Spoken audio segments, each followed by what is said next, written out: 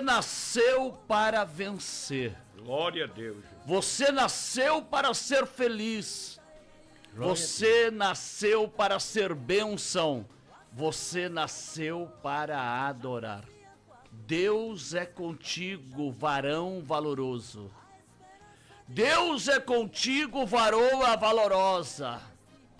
Esta palavra Deus deu a o menor da sua tribo. Deus deu a Gideão. Gideão era o menor da sua casa, era da família mais pobre, né? E da menor tribo de Israel. E ele estava malhando trigo no lagar. Lagar é lugar de pisar uvas.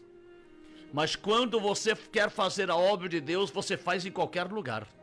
Não tem desculpas.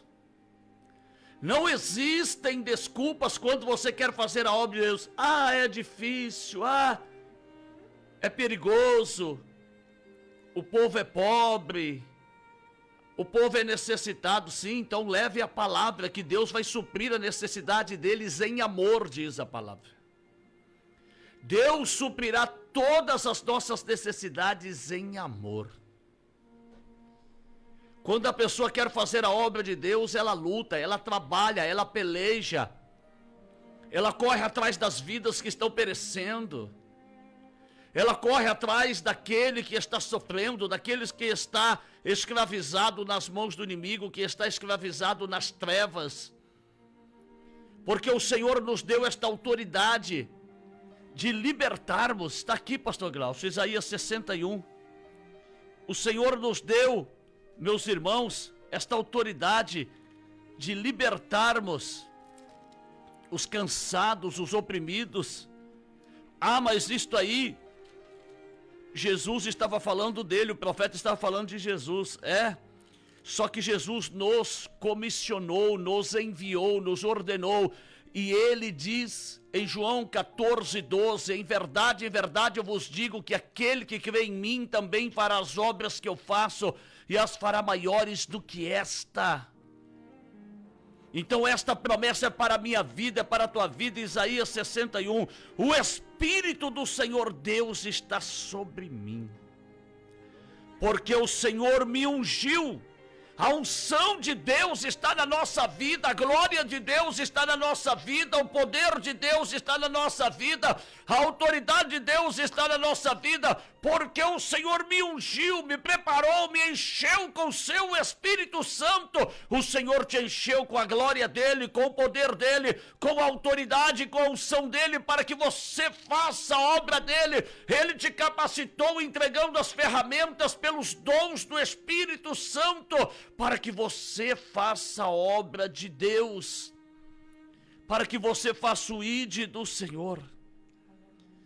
Porque o Senhor me ungiu para pregar boas novas aos mansos, enviou-me a restaurar os contritos de coração, os aquebrantados de coração, os deprimidos, os oprimidos. Ele nos enviou a restaurar estas vidas, através do quê? Boas novas, através do Evangelho. O Evangelho tem poder de mudar a vida da pessoa, o Evangelho tem poder de mudar o caráter da pessoa, o Evangelho tem poder de mudar a vida da pessoa, o Evangelho tem poder de mudar os passos de um ser humano. O Senhor me enviou, está aqui para pregar, me ungiu para pregar boas novas. Boas novas quer dizer o quê? Evangelho de Jesus Cristo são as boas novas de salvação, as boas novas de vida eterna, as boas novas que nenhuma condenação há para quem está em Cristo Jesus, que não anda segundo a carne, mas segundo o Espírito. As boas novas que aquele que está em Cristo Jesus, nova criatura é. As coisas velhas se passaram e eis que tudo se fez novo. Boas novas de salvação. A unção de Deus está sobre a igreja.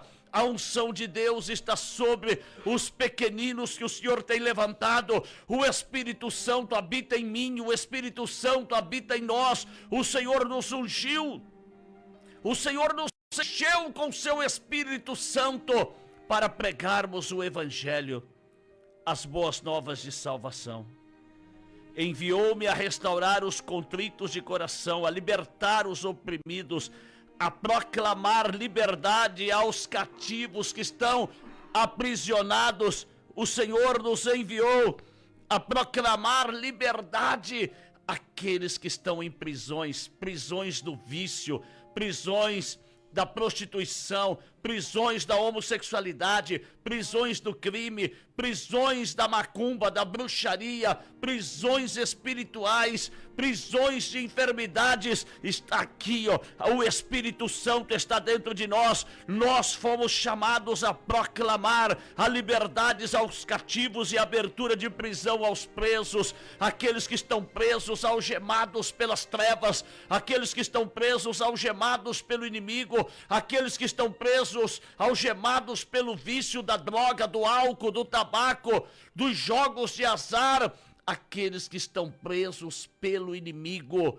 O Senhor nos ungiu, o Senhor nos encheu com o seu Espírito Santo para proclamarmos a liberdade a estas pessoas. O Evangelho liberta, o Evangelho transforma, o Evangelho restaura, o Evangelho limpa o pecador e o transforma em um homem digno, em um homem e uma mulher com dignidade, com honestidade. Pessoas que eram perdidas, pessoas que eram perversas, pessoas que eram totalmente promíscuas, quando ouvem a mensagem das boas novas, a mensagem do Filho de Deus, a mensagem de redenção, de transformação, regeneração e libertação que há em Cristo Jesus, estas pessoas são transformadas, estas pessoas são libertas, estas pessoas recebem a glória de Deus na tua vida, e ali estas pessoas começam a andar em um novo caminho, o caminho da verdade, o caminho da salvação, o caminho que conduz à eternidade. Começam a andar em Cristo e por Cristo, porque o Senhor Jesus disse: eu sou o caminho, a verdade e a vida, e ninguém vem ao Pai senão por mim. Você entra por este caminho, você conhece a verdade, você recebe a vida que há em Cristo, e acontece uma grande transformação, uma grande libertação, e aqueles que te viam em uma vida totalmente errada, totalmente perdida, agora começam a ver a nova criatura que foi regenerada e transformada através das boas novas de salvação. O Evangelho de que assou manto namanai de Jesus Cristo, o Evangelho do Deus vivo, as boas novas de salvação. E prossegue a apregoar o ano aceitável do Senhor, o dia da salvação, o dia do arrebatamento e o dia da vingança do nosso Deus, o dia do juízo final. Meu irmão, Filipenses capítulo 2, versículo 9 diz: todo joelho no céu, na terra e embaixo da terra se dobrarão e confessarão que Jesus é o Senhor. Todo joelho.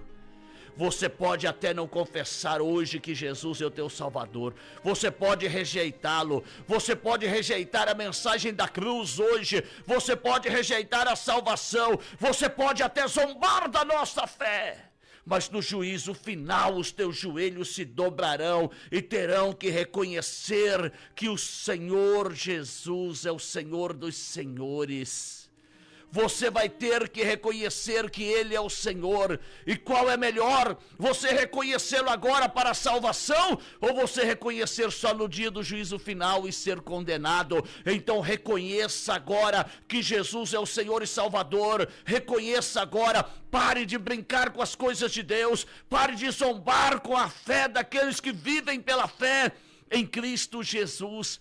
Pare de brincar com aquilo que é santo. Se você não confessar que Jesus é o Senhor hoje, nesta vida. Você vai confessar no dia do juízo final, só que aí será tarde, aí não haverá mais salvação, aí você vai estar confessando somente para ser condenado, mas ainda há tempo de você confessá-lo como Senhor e Salvador da tua alma, de você confessá-lo como Senhor e Salvador da tua vida. Reconheça em Cristo a vida eterna, a salvação. Reconheça em Cristo o amor de Deus, porque Deus amou o mundo de tal maneira que enviou o seu Filho unigênito para que todo aquele que nele crê não pereça, mas tenha vida eterna. Deus enviou o seu Filho, um Deus que desce dos céus para viver como homem, para me salvar, para te salvar, para nos libertar. Reconheça em Cristo a salvação e a vida eterna e confessa-o como teu único, suficiente, eterno e exclusivo Salvador. E você que conhece a palavra de Deus, e você que conhece o Evangelho e não vive o Evangelho, se desviou, se afastou, está vivendo na prostituição, no vício, na droga, na homossexualidade, está vivendo no erro, no engano, na mentira, está vivendo no crime. Você conhece o Evangelho, para você o juízo será muito mais duro, porque a palavra diz que é melhor não conhecer do que conhecer e não obedecer. Você que conhece o Evangelho e está vivendo uma vida de erro, de engano, de pecado, de prostituição, de adultério, de fornicação, de vício, de droga, de crime, de mentira, de promiscuidade, para você o juízo será muito mais duro, porque você conhece a palavra de Deus. Arrependa-se enquanto há tempo. Você conhece a palavra, você não é inocente.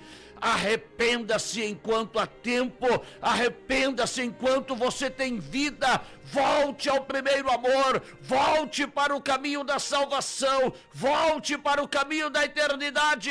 Arrependa-se enquanto há tempo, porque Jesus está voltando para buscar a sua igreja. Você conhece a verdade, você conhece a palavra de Deus. Volte ao primeiro amor. Louvado seja o nome do Senhor. A consolar todos os tristes.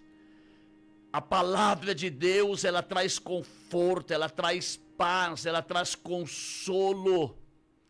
A palavra de Deus, ela é uma espada de dois gumes que penetra até a divisão da alma. Ou seja, a palavra de Deus tem poder de penetrar na divisão da alma e do espírito do homem. Do espírito do homem. Ela penetra onde a psicologia não pode penetrar, aonde a psiquiatria não pode penetrar, aonde os tratamentos psicossomáticos não podem penetrar. A palavra de Deus, ela tem poder de penetrar e trazer vida, e vida em abundância.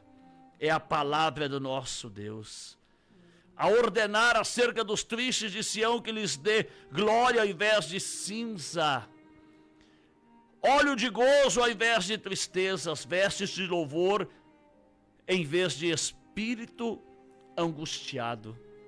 O que está dizendo este versículo? Que a palavra de Deus tem poder de mudar a tua vergonha em honra, o decreto de derrota em vitória. A palavra de Deus tem poder de mudar o rumo da tua vida, mudar os teus passos, mudar a tua direção, mudar aí, meu amigo e minha amiga, o teu humor. O teu humor. Você é uma pessoa triste, abatida, angustiada, deprimida. A palavra de Deus, ela vai te dar, aleluia, vai te dar, ao invés de cinza, óleo de gozo, em vez de tristeza. Vai tirar a tristeza e colocar paz no teu coração. Vai te vestir com vestes de louvor ao invés de espírito angustiado. Ou seja, ao invés de você viver deprimido, oprimido, angustiado, ansioso, você vai ser vestido com vestes de louvor, ou seja, você tornar-se-á um adorador, uma adoradora, servindo ao Senhor com alegria e apresentando-se a Ele com cântico. O humor deprimido da tua vida vai ser transformado em humor de gozo, de paz, de alegria, de vida e vida em abundância, de restauração, de restituição.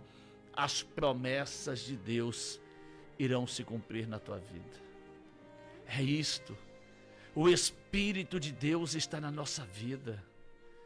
O Espírito de Deus está sobre a igreja do Senhor.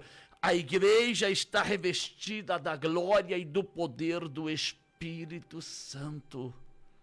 Deus é contigo, varão valoroso. Deus é contigo, varoa valorosa. Levanta-te e faz a obra de Deus.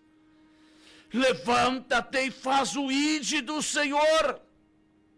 Levanta-te e marche, porque o Senhor é contigo. E se Deus é por nós, quem será contra nós? Aquele que quer fazer a obra de Deus não dá desculpas, dá resultados.